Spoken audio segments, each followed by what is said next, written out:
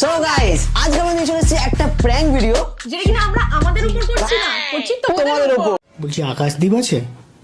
না আকাশদীপ নেই, একটু বাইরে গেছে দরকারি। কাকিমা আপনার ছেলে একটা বাইক জিতেছে। আমার ছেলে বাইক জিতেছে? হ্যাঁ, কে বলছো তুমি? আমি তো একটা এজেন্সি থেকে বলছি, হ্যাঁ এসএফএম এজেন্সি থেকে বলছি। আমি এই নাম্বারটায় রেজিস্টার করেছিলাম, আপনার ছেলে একটা বাইক জিতেছে।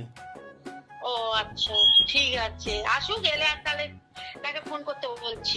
আসলে মানে আমাদের এখনই আর্জেন্ট ছিল, আমরা সিলেকশন করছিলাম, তো আমরা ওটিপিটা পাঠাচ্ছি, আপনি শুধু রেজিস্টার করে দিন। কিভাবে কি করতে হবে? মানে আমরা একটা ওটিপি পাঠাবো, আপনাকে শুধু ওই 4টা কোড বলে দিতে হবে, বলার পর আপনি বলে দিলেন রেজিস্টার হয়ে যাবে, তাহলে ওর বাইকটা ওর বাড়িতে চলে আসবে।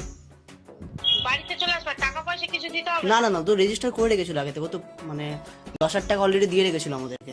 ও 10,000 টাকা আপনার কি করে দেবে? ও কিছু করে হ্যাঁ না, হ্যাঁ একটা বললো, polytechnic এর হ্যাঁ 10,000 টাকা দিয়েছিল, বললো আলমারি থেকে নিয়ে এসছে টাকাটা। ফালতু কথা কেন বলছো বাবা? না না ম্যাডাম, কথা কাকিমা।